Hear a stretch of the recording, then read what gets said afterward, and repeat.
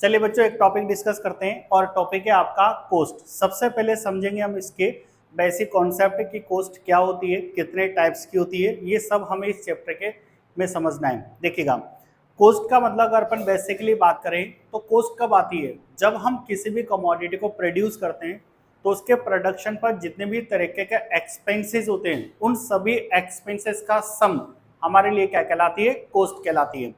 अब आप याद रखिएगा कि कमोडिटी को प्रोड्यूस करने के लिए हमें कौन कौन से एक्सपेंसेस करने पड़ते हैं। देखिएगा, हमें किसी भी कमोडिटी को प्रोड्यूस करने के लिए first of all raw material purchase करना होता है, लैंड परचेज करनी होती है या फिर रेंट पे लेनी होती है। इसके अलावा इलेक्ट्रिसिटी का बिल है, मशीनरी है, प्लांट है, बिल्डिंग है, इक्विपमेंट है। यानी कि जितने भी एक्सपेंसेस करते हो आपको जो वेजेज है वो पे करनी है, सैलरी पे करनी है अपने एम्प्लॉयज को। यानी कि प्रोडक्शन के दौरान आप जितने भी तरीके के एक्सपेंसेस करते हो उन सभी एक्सपेंसेस का सम कर दिया जाए तो वो आपके लिए क्या बनेगी, कोस्ट, जिसे कहा जाएगा कोस्ट ऑफ प्रोडक्शन, यानी वो कोस्ट जो प्रोडक्शन से आई है। तो कोस्ट को अपन बेसिकली डिफाइन कर सकते हैं कि कोस्ट क्या होती है। तो कोस्ट का मतलब होता है all expenses during to production process, यानी प्रोडक्शन प्रोसेस में हमने जितने भी एक्सपेंसेस करे उन सभी एक्सपेंसेस का सम हमारे लिए क्या कहलाती है, कोस्ट कहलाती है। तो मैं यहाँ बेसिकली बस एक मीनिंग लिख सकता हूं और वो मीनिंग क्या है, sum of all expenses, sum of all expenses during to production process.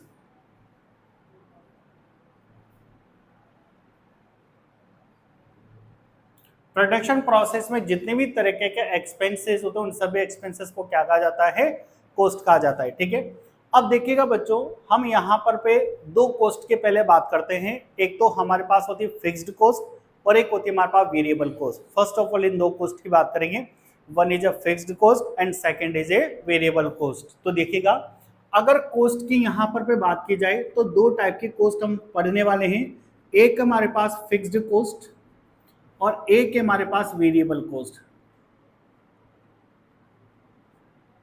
Variable cost सबसे पहले समझेगा फिक्स्ड कोस्ट किससे आती है और वेरिएबल कोस्ट किससे आती है। देखो, प्रोडक्शन वाले चैप्टर में आपने पढ़ा था दो तरीके के फैक्टर्स, एक तो होते हमारे पास प्रोडक्शन के फिक्स्ड फैक्टर्स और एक होते हमारे पास प्रोडक्शन के वेरिएबल फैक्टर्स। तो देखो, फिक्स्ड फैक्टर्स का मतलब क्या समझा था अपन ने कि वो फैक्टर्स जो during to production process fix होते हैं, यानी कि ऐसे फैक्टर्स जिनके यूनिट को during to production process change करना पॉसिबल नहीं होता, उन्हें प्रोडक्शन के फिक्स्ड फैक्टर्स कहा जाता है। जबकि अगर वेरिएबल फैक्टर्स की बात करें तो वेरिएबल फैक्टर्स वो फैक्टर्स होते हैं जिनको during to production process change किया जा सकता है, उसे क्या बोलते हैं हम लोग, वेरिएबल फैक्टर। यानी कि अगर आप प्रोडक्शन इंक्रीज करना चाहते हैं तो आपको पता है कि आप फिक्स्ड फैक्टर में तो चेंजेस कर नहीं सकते, अब आपके पास केवल एक जरिया बचा है, वो कौन से हैं, वेरिएबल फैक्टर। तो प्रोडक्शन अगर इंक्रीज करना है तो आपको वेरिएबल फैक्टर्स को इंक्रीज करना होगा, आप प्रोडक्शन इंक्रीज कर सकते हो।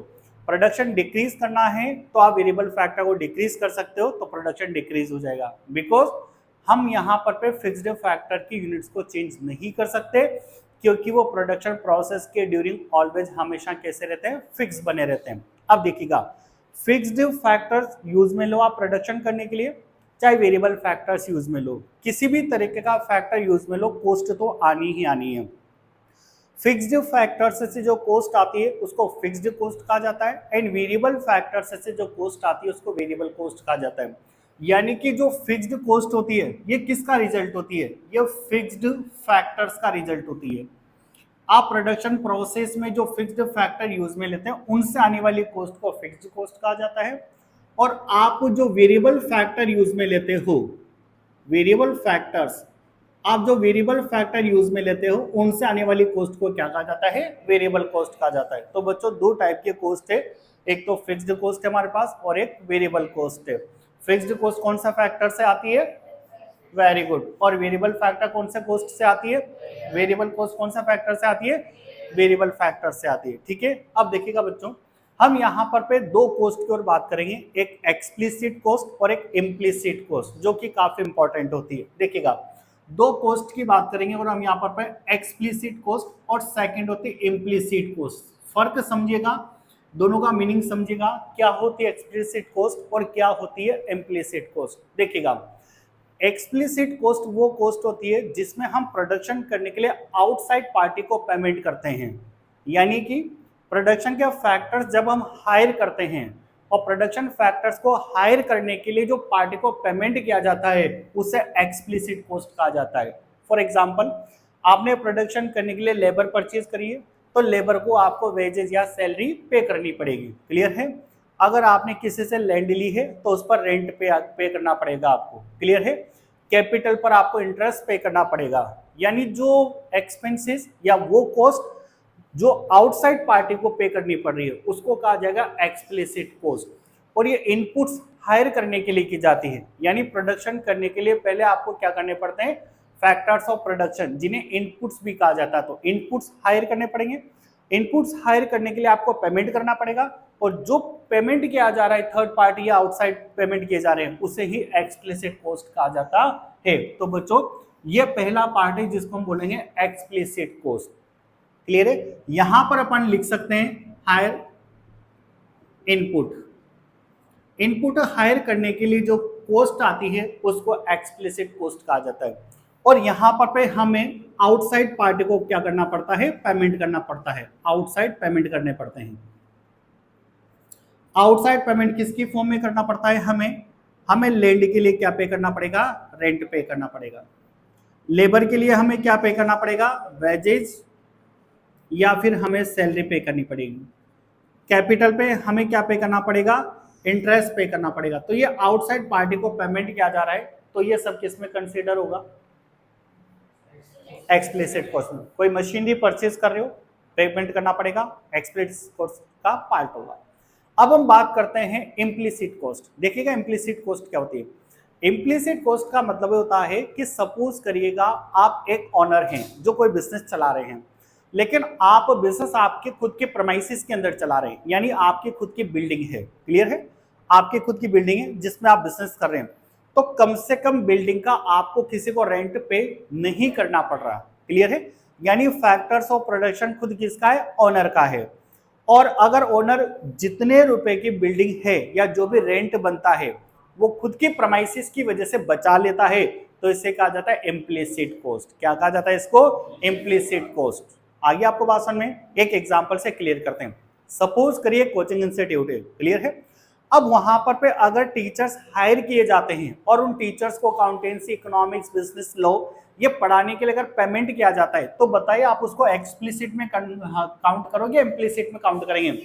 एक्सप्लिसिट क्योंकि तो आउटसाइड पेमेंट हो रहा है। लेकिन अगर ऑनर खुद एक सब्जेक्ट पढ़ाता है कोई सा भी और उस सब्जेक्ट का क्या उसको पेमेंट करना पड़ रहा है कि किसी को नहीं, तो उतना पैसा उसके पास क्या हो गया, सेव हो गया, बच गया खुद का, उसको किस में काउंट किया जाएगा, इम्प्लिसिट कॉस्ट में काउंट किया जाएगा। तो बच्चों ये थी एक्सप्लिसिट और इम्प्लिसिट कॉस्ट। अब सबसे इंपॉर्टेंट है, हमें मेन कॉस्ट के टाइप्स पढ़ने हैं। दो टाइप के में कॉस्ट पढ़नी है कॉस्ट फंक्शन में, एक तो लॉन्ग रन और एक शॉर्ट रन। दो तरीके के कॉस्ट फंक्शन पढ़ने हैं, शॉर्ट रन और लॉन्ग रन, क्लियर है आपको। तो देखिएगा सबसे पहले अगर हम कॉस्ट की बात करें तो यहां पर एक तो हम पढ़ने वाले हैं शॉर्ट रन कॉस्ट और एक हम पढ़ने वाले हैं लॉन्ग रन कॉस्ट। देखिएगा बच्चों जो शॉर्ट रन कॉस्ट होती है वो 7 टाइप्स की होती है। शॉर्ट रन कॉस्ट कितने टाइप्स की होती है, वेरी गुड। और लॉन्ग रन कॉस्ट कितने टाइप्स की होती है, 3 टाइप्स की। शॉर्ट रन कॉस्ट 7 टाइप्स की होती है और लॉन्ग रन कॉस्ट कितने टाइप्स की होती है, 3 टाइप्स की होती है।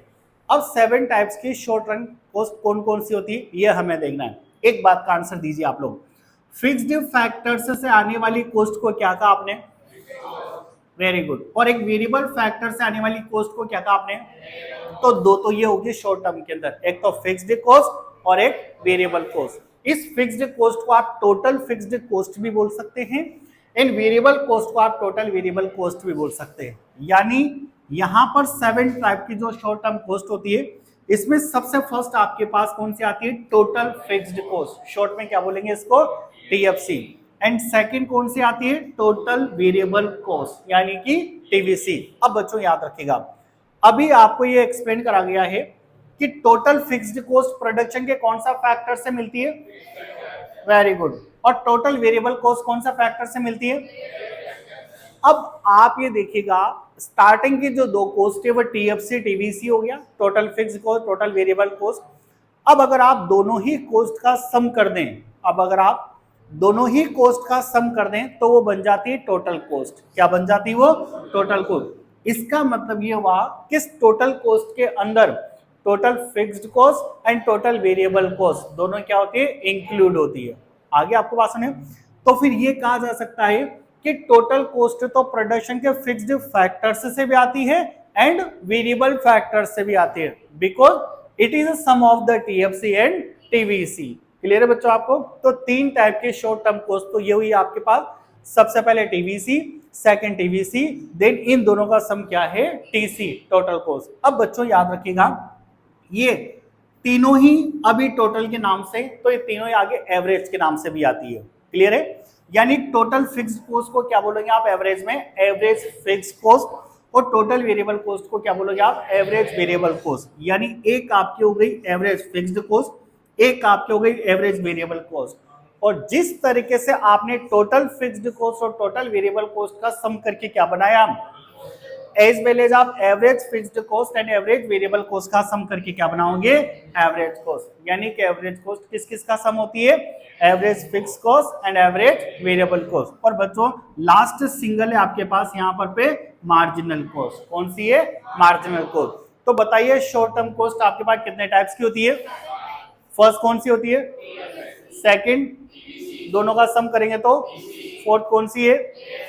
फिफ्थ कौन सी है? दोनों का सम करेंगे तो। और लास्ट कौन सी है? टोटल फिक्स्ड कॉस्ट प्रोडक्शन के कौन सा फैक्टर से आती है? Very good, total variable cost. और इन दोनों का सम क्या कहलाती है? क्लियर बच्चों आपको? अब हम अगर मान लीजिए लॉन्ग टर्म कॉस्ट की बात करें तो लॉन्ग टर्म कॉस्ट हमारे पास थ्री टाइप्स की होती है। कितने टाइप्स की होती है?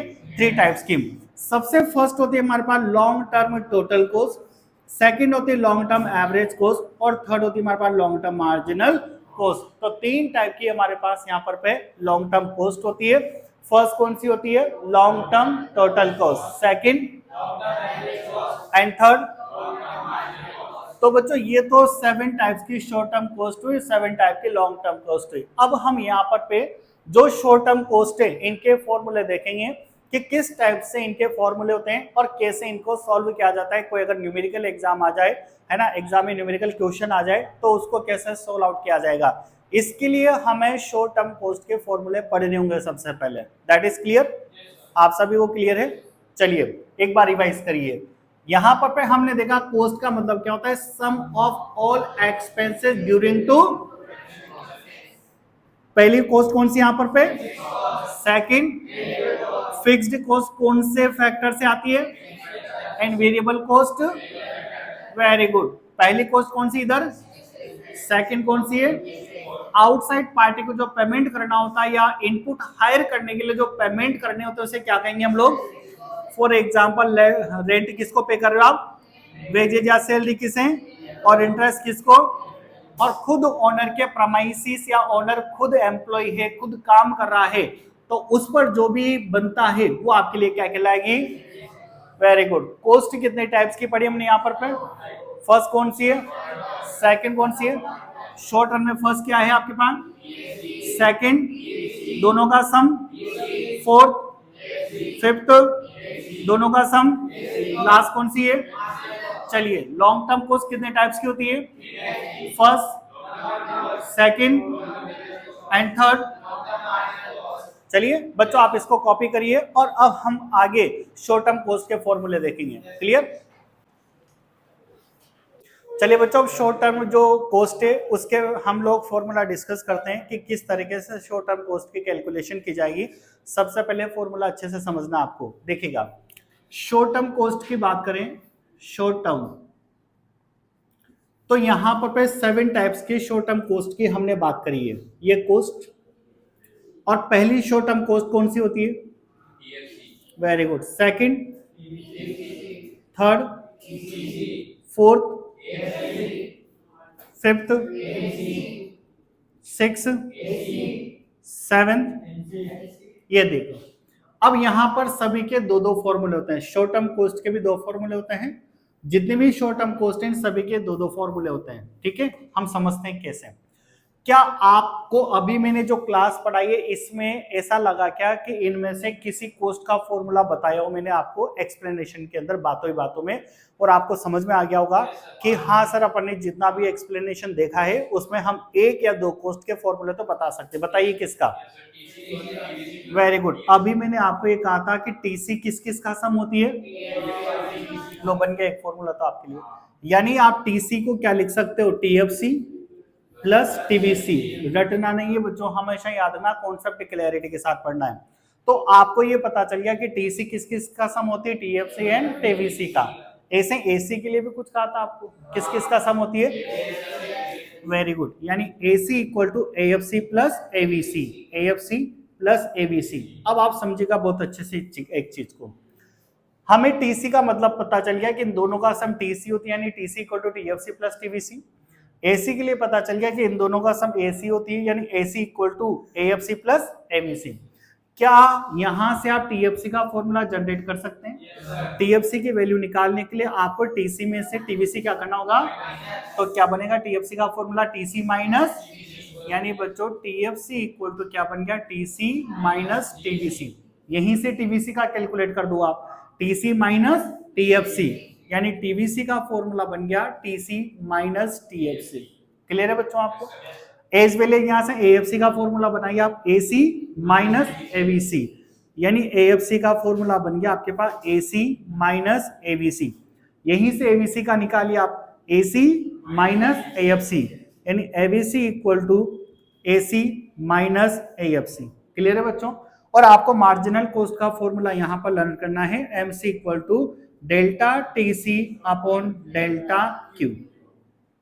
डेल्टा टीसी का मतलब होता है चेंज इन टोटल कॉस्ट, और टोटल कॉस्ट में जो चेंजेस होता है उसे क्या कहेंगे हम लोग? Marginal cost. मार्जिनल कॉस्ट का मतलब होता है किसी भी कमोडिटी के एडिशनल यूनिट को प्रोड्यूस करने पर टोटल कॉस्ट में जो चेंजेस आता है उसे ही मार्जिनल कॉस्ट कहा जाता है। और अभी हम जब प्रैक्टिकल क्वेश्चन सॉल्व करेंगे तो वहां पर इसको प्रूफ करके भी देखेंगे। क्लियर है बच्चों आप सभी को?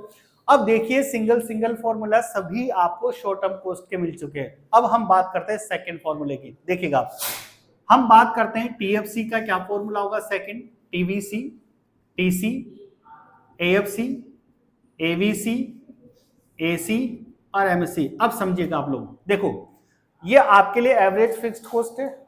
अब एक एग्जांपल समझना, अगर किसी भी चीज का एवरेज कैलकुलेट करना हो तो सबसे पहले उसका क्या कैलकुलेट किया जाता है? टोटल। बात समझ में आएगी?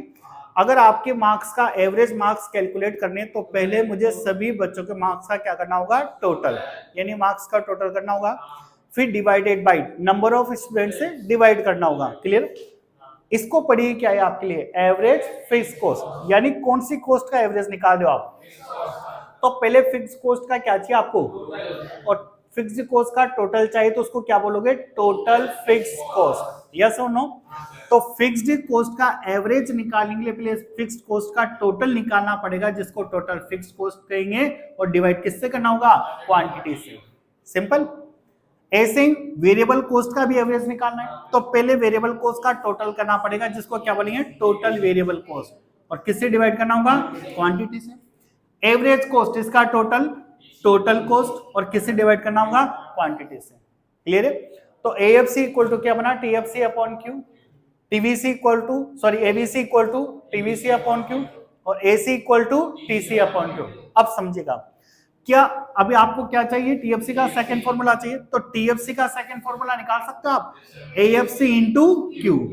तो टीएफसी का फॉर्मूला एएफसी इंटू क्यू, इसी फॉर्मूले से जनरेट हो जाएगा। ये क्यू इधर आकर के मल्टीप्लाई हो जाएगा तो टीएफसी का फॉर्मूला आ जाएगा हमारे पास। टीवीसी का क्या होगा? एबीसी इंटू क्यू, तो ये एबीसी इंटू क्यू, और टीसी का क्या होगा? एसी इंटू क्यू, तो एसी इंटू क्यू। और बच्चों एमएससी का ये जो फॉर्मूला है आप इसको ऐसे भी लिख सकते हो, TC n minus TC n minus one, दोनों से एक ही कैलकुलेशन होती है, दोनों ही फॉर्मूले बिल्कुल सेम वर्किंग करते हैं। क्लियर है? फिर हम ज्यादातर चीजें किसमें क्लियर करेंगे? जब प्रैक्टिकल क्वेश्चन सॉल्व करेंगे, न्यूमेरिकल प्रॉब्लम्स देखेंगे, वहां पर पे वन बाय वन हम कैलकुलेशन में इन सभी कॉस्ट को सॉल्व करने वाले। क्लियर है बच्चों? आप कॉपी कर सकते हैं, और सभी यूट्यूब चैनल वाले बच्चे इस बोर्ड का स्क्रीनशॉट ले सकते हैं। बने रहिए हमारे यूट्यूब चैनल के साथ, इसी तरीके से आपको स्टैटिस्टिक्स और इकोनॉमिक्स के काफी इंपॉर्टेंट वीडियोस मिलते रहेंगे। Thank you.